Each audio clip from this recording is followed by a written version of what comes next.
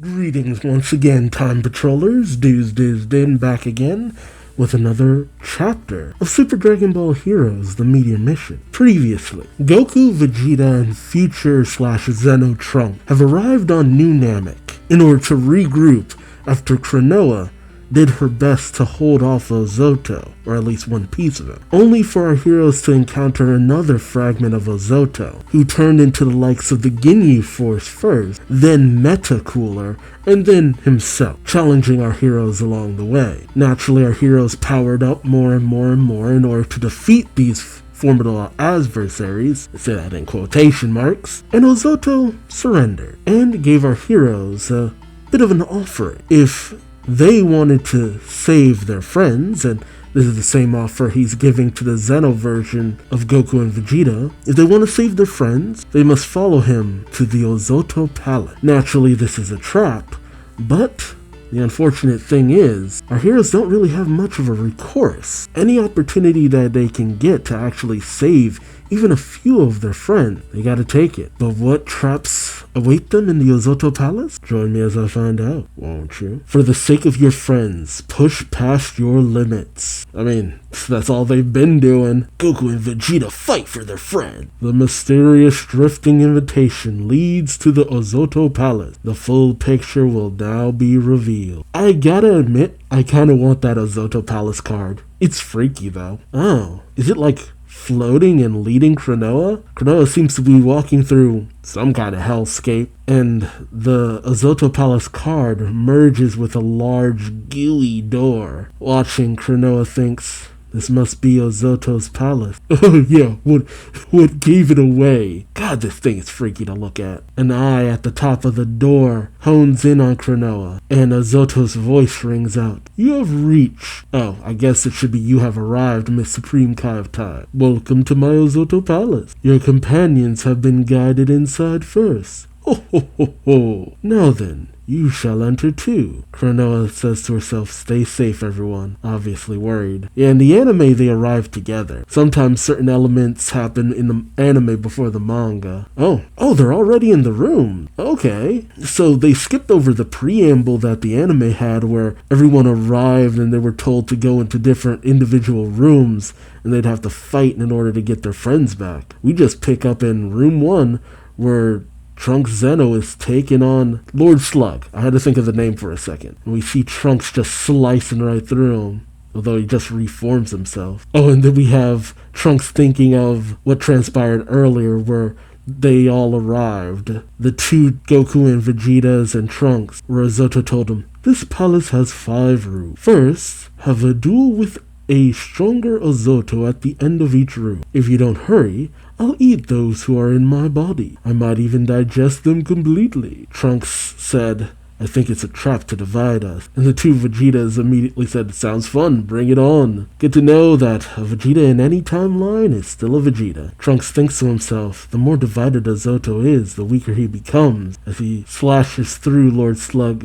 again, Trunks calls out, you're toying with us with your weaker versions, Ozoto. What's the point of all this? Ozoto comes over the Ozoto Mansion column saying, ho ho ho ho, you're all food for me after all. I want to bring out more of your latent power to make it taste good. He's trying to bring out the flavor. He's trying to go to Flavor Town. Now please, go further into the room. Yes, keep wandering around a place that Ozoto controls completely, not knowing what lies around any and every given corner. Again, what other choice do they really have? We then pick up with Xeno Vegeta in room 2. Oh, where he's dealing with the Turles Crusher Core?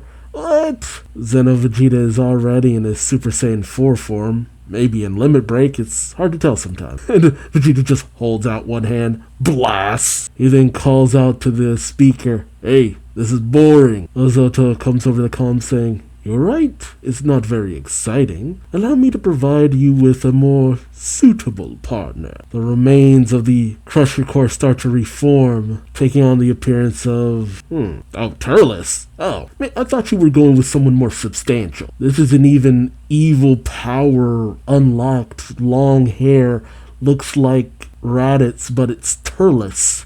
Turles. Did that Turles die? Or is he still around somewhere? I feel like we lost the plot when it came to him and Cumber and a few of the other characters. Vegeta looks down at this new form saying, Kakarot? No, that's Turles. Turles rushes Vegeta and Vegeta just kind of takes it, takes the hit, and is sent flying backwards. Vegeta winces in pain, thinking to himself, that blow was much heavier than that of the earlier Zoto. And as Turles rushes in, his arm turns into goo, with Zoto trying to capture Vegeta. He calls out, Bon appetit! Oh god, don't tell me he actually is consumed. As you see the pink goo move in on Xeno Vegeta, we then go to room 3 with Goku Xeno, who's fighting Bojack. And it's not the weird short hair Bojack either. I like a more piratey looking Bojack. Bojack knocks Goku Xeno back, but Goku regains his footing and launches himself at Bojack. Oh, yep, he powers up in a limit break form and strikes at Bojack. Bojack goopifies his hands and tries to bring it down on Goku,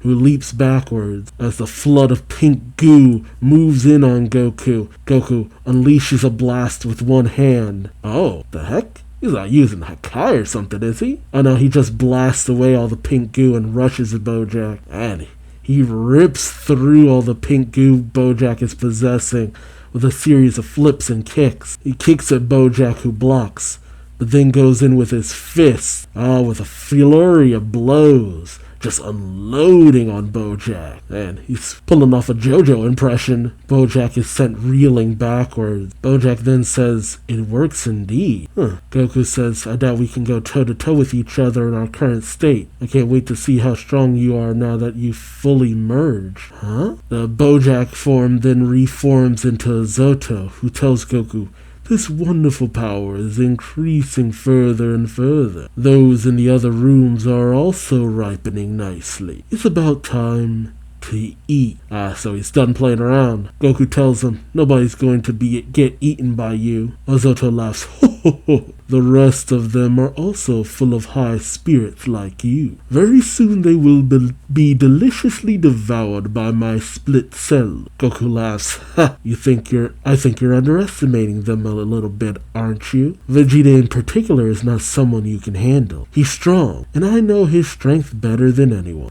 Cut back to Vegeta about to be consumed, and just like Goku, Vegeta unleashes his power, knocking away the pink goo. Vegeta questions the Turles copy. Your abilities make you weaker the more you split, right? That means you're cutting corners, aren't you? Vegeta starts to draw power into his hand, saying, you're fighting like an idiot. If you want to bring me down, you need to come at me with all your divisions fused together. Even so, that wouldn't be enough for me. Screw you, you splitting bastard. Ooh, and he unleashes a massive ki blast against Turles. Some really good dynamic shots in this. And the Turles copy cries out as he's goopified. Get goopified! Hearing the Turles copy's cries of agony, Vegeta questions mentally, is he suffering from damage? As the Turles copy melts, Vegeta thinks to himself, back then he regenerated right away when I destroyed him. Thinking of the Ginyu Force clones they fought before. Or, was it? No. Did they fight the Ginyu Force clones? No, they fought the android clone. The more he fuses, the easier it is to stay, and the more damage he takes. The fact that he doesn't regenerate right away currently is the evidence of that. So he has a need to bring himself together, but that leaves him more vulnerable if you actually do harm him. When it's just more minor clones, the damage is more minor, but when it's a more major clone, the damage is higher. Okay, I actually like that there's actually rules. Majin Buu didn't really feel like he had the same kind of rules, but maybe I'm misremembering. Vegeta just says, boring. Meanwhile, in room 4 with the Dragon Ball Super version of Goku, he unleashes a Kamehameha against his opponent, and it's just gone.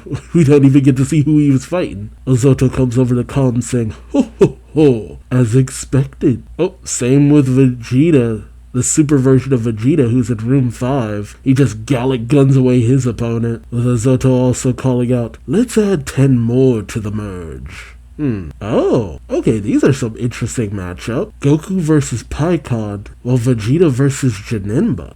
A fate full matchup. I mean, it's the usual thing because this is a game. Move further and further up the roster of opponents and stuff like that. Although we're not really at the most powerful. Then again, maybe it's just because we've already gone through so many more powerful characters. I mean, Baby, that was already more powerful than most of the other characters they fought. I swear some of these villains are mostly portrayed as dudes who just want to show off their collection. Oh, see what character I got. Oh, I have this character. I have this character. But it does help keep a lot of these characters fairly memorable. And even Ozoto, I never actually even watched what he originally came from. Is one of the few bits of Dragon Ball media that I've never seen. But now that Vegeta, well, the Xeno version of Vegeta has already sussed out Ozoto's weakening state, more or less, it's more of a question of how long before he finally gets defeated. And will some other character come in and steal the spotlight along the way? Let me know your thoughts in the comment section below. What was your favorite fight of this chapter? And until next time, I've been Duuz-Diz-Din. Like, comment, subscribe if you enjoyed the ride, and I hope to see you later.